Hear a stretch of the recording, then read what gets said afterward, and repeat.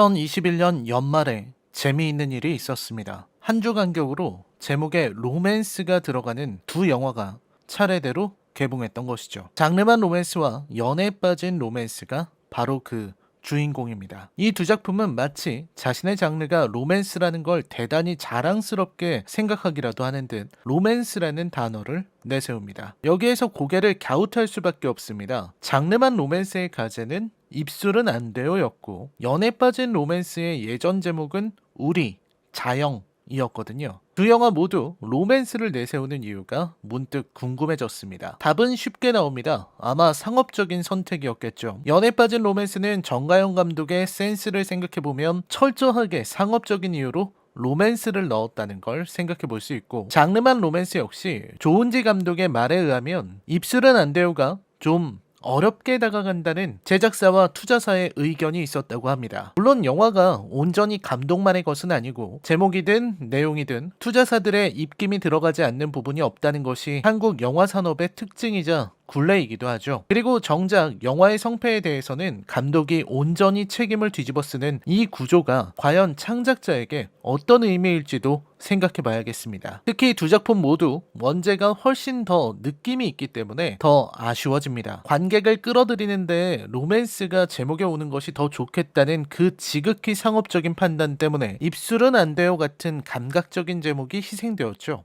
저는 원제가 지닌 그 중의적인 혹은 비꼬는 듯한 제목이 훨씬 더 나았다고 생각합니다. 극장에서 로맨스 영화는 점차 길을 잃고 있는데 왜 영화 홍보에는 굳이 로맨스를 내세웠던 걸까요? 오히려 그게 흥행에 있어서는 발목을 잡는 요소가 아니었을까요? 문제는 로맨스의 필요성입니다. 로맨스가 점차 사라지는 지금의 시대에 로맨스 영화가 여전히 필요한 이유를 제대로 설득해내지 못한다면 여전히 제목을 로맨스로 채운 작품들이 쏟아지게 될지도 모릅니다. 다른 장르도 아닌 로맨스여야 하는 이유를 이 작품은 설명할 수 있을까요? 장르만 로맨스는 따뜻한 감성을 갖춘 소위 착한 영화였습니다. 연말의 분위기에 어울리는 가볍고 부드러운 영화. 코미디 장르에서는 이미 더할 수 없을 정도의 실적을 보인 류승룡을 전면에 내세우고 배우 출신 감독 조은지의 섬세한 연출이 더해진 작품이었습니다. 특히 이 작품이 다루는 소재와 그 소재를 다루는 방식이 좋았던 작품이죠. 이제부터는 작품에 대한 치명적인 스포일러가 포함되어 있습니다.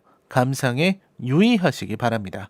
그럼 리뷰 시작합니다. 장르만 로맨스는 겉모양은 흔해 터진 로맨스 영화를 성의 없이 반복하는 것처럼 보입니다. 이 작품의 세 커플이 교차하는 이야기가 서로 얽히면서 이어지고 끊어질 듯 갈등하다 회복되는 과정을 그리는 것처럼 보이기 때문입니다. 러브 액츄얼리 이후 나온 많은 아류작들이 선택한 것과 같은 길을 걸어가는 작품처럼 보였던 것도 사실입니다. 하지만 영화의 주된 정서는 바로 갈등 그리고 상처와 그 회복에 있었습니다. 이야기의 중심에는 김연이 있습니다. 김연은 유명한 소설가이지만 벌써 7년째 차기작을 내놓지 못하고 있는 창작력이 고갈된 작가이기도 합니다. 김연은 대학에서 학생들을 가르치면서 신작과는 무관하게 지내고 있습니다. 하지만 언제나 그렇듯 세상이 그를 내버려두지 않습니다. 주위에서는 자꾸만 김연에게 왜 책을 내지 않는지 묻고 압박을 하죠. 근데 김 작가, 요즘은 글 안 쓰냐?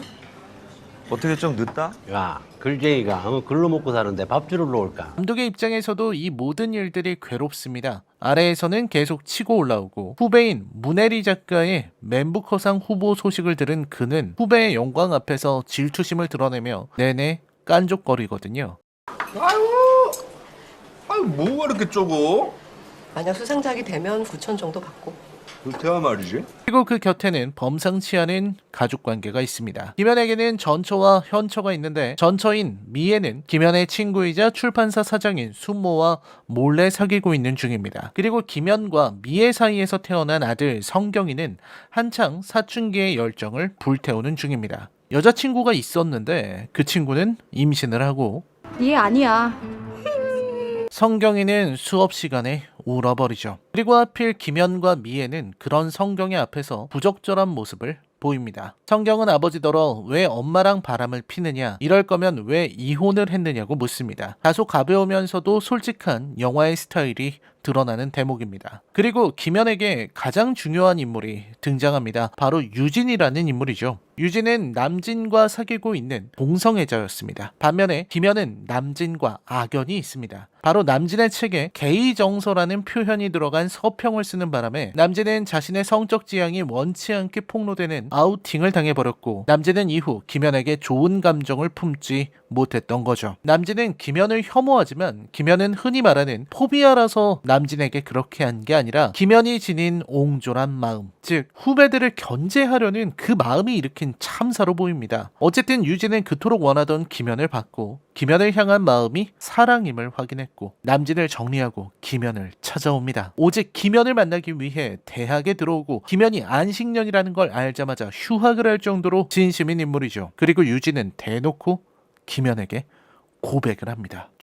사랑한다고. 후반부의 흐름은 좀 유치합니다. 사실 이 영화에서 가장 흐름을 망치는 부분은 순모와 미애의 연애였다고 생각합니다. 그 둘의 사랑은 좀 어정쩡해요. 그냥 용기도 솔직함도 부족한 두 남녀가 펼치는 찌질한 연애담에 지나지 않거든요. 유진이 품고 있는 김연에 대한 사랑, 그리고 성경이 품고 있는 정원에 대한 사랑이 각기 불가능에 가까운 사랑이라는 걸 생각해보면 그 가운데에 있는 순모와 미애의 사랑은 순진해 보이기도 합니다. 물론 순모의 캐릭터는 김희원의 섬세한 매력을 잘 살렸고 미애 역시 뚜렷한 캐릭터를 보여주지만 순모가 지적하듯 미애의 존재는 김연에게 의존적이고 둘의 관계 역시 김연에게 끌려다니는 인상을 주기에 더욱 그렇습니다. 저는 순모와 미애의 관계가 없었어도 괜찮았을 거라고 생각합니다. 영화 후반부 성경의 폭로가 좀 약해지는 경향이 있기는 하겠지만 그래도 괜찮았을 거라고 생각하기 때문입니다. 친구가 된 입장에서 절친한 친구의 전처와 사귄다는 것이 서로 서먹해질 만한 일이긴 하지만 잘못은 아니잖아요. 불륜도 아니고 바람도 아닌데 숨길 이유는 어디에 있나요? 오히려 떳떳하지 못한 사랑을 하는 순모가 부족해 보입니다. 미애의 말 맞다나 김연 작가 예전 와이프랑 사귄다는 말을 출판사 직원들에게 하기 힘들어서 그런 게 아닌가 싶은 생각이 들기도 하고요. 결국 이야기는 김연에게로 집중됩니다. 김연은 유진이 낸 작품, 아니 습작을 보고 그 가능성을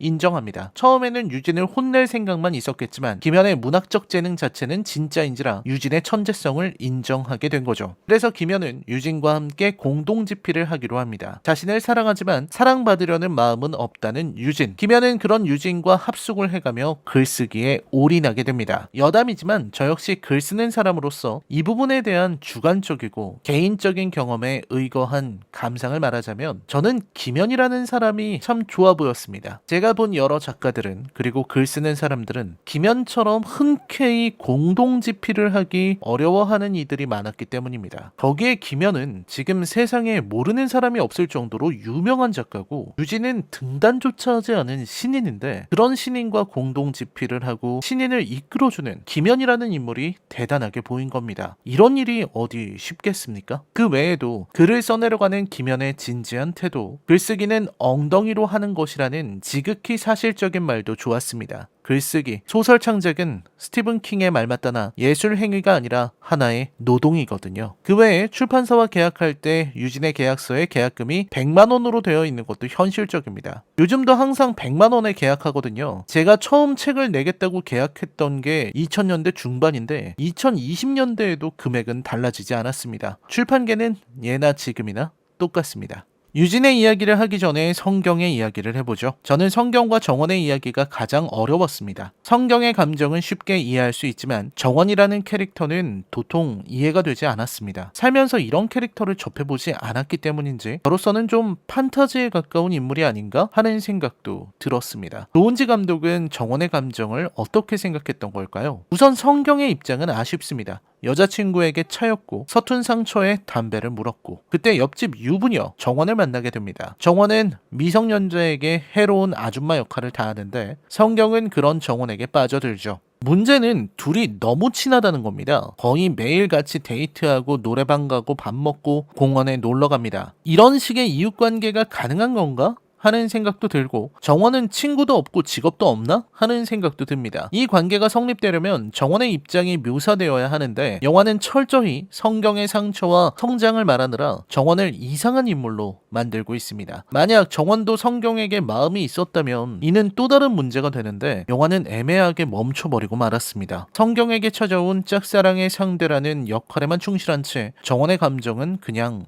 죽어버리죠. 성경이 정원을 좋아하고 정원의 마음을 착각하는 장면도 자기적이었고, 정원의 남편이 찾아온 후 파국을 맞이하는 장면도 저는 과장되었다고 생각합니다. 물론 사춘기의 남학생은 자기도 주체할 수 없는 감정에 폭발하는 존재가 맞습니다. 하지만 성경은 좀 지나칠 정도로 감정을 주체하지 못하는 경향을 보입니다. 미애와 순모의 연애, 그리고 김연과 미애의 간통을 폭로할 때도 자기 파괴적인 성향을 보였고, 이는 마지막도 마찬가지죠. 사춘기, 그 시절의 여린 가슴에 깊게 찔린 그 상처가 얼마나 아프고 괴로운지를 표현하는 데에는 성공했지만 그 표현을 위해서 다른 것들을 포기한 것이 아쉬웠습니다. 마지막으로 이야기는 다시 김연에게 집중됩니다. 뭘 표현하고 싶은지는 알겠지만 결국 후반부는 다시 김연에게 집중되는 것만 봐도 이 영화가 잘 정리되지는 않았다는 걸 알 수 있습니다. 그리고 모든 이야기는 남진의 폭로로 시작되죠. 저는 이 부분에서 남진이라는 캐릭터의 동기 자체는 충분히 납득되지만 너무 쉬운 악당을 만들었다는 생각도 들었습니다. 남진이라는 인물은 김연으로부터 과거에 당한 원한이 있고 이후로는 유진에게 계속 어필했지만 결국 거부당한 아픔을 지니고 있죠. 그렇기에 남진은 유진에게 폭언을 퍼붓고 김연과 유진의 관계를 폭로해서 둘 다 박살내려고 했습니다. 가히 악마적인 인물이 아닐 수 없습니다. 폭로하는 순간에 남진은 철저한 악의를 드러냈어요. 그 악의가 보다 잘 표현될 수 있었다면 좋았겠다는 생각을 했습니다. 이후의 진행은 한국 영화에서 보기 힘든 연출의 연속이었다고 생각합니다. 동성애, 등단을 빌미로 내건 계약 같은 안 좋은 이슈에 파묻힌 상황. 이때 유진은 용기를 내기로 합니다. 순모는 김연에게 모든 것을 유진의 탓으로 몰아가자고 하죠. 유진이 일방적으로 좋아한 것이라는 말을 하자고. 근데 그걸 김연의 입으로 하는 것과 유진의 입으로 하는 것에는 엄청난 차이가 있습니다. 김연의 입으로 했다면 아마 상황은 나아지지 않고 유진은 더 큰 상처를 입었을 겁니다. 하지만 유진은 담담하게 자신이 김연을 사랑했음을, 하지만 김연은 아니라는 걸 말해줍니다. 그저 서로 다를 뿐이라는 말, 그리고 상처 입는 것이 취미고 그걸 극복하는 게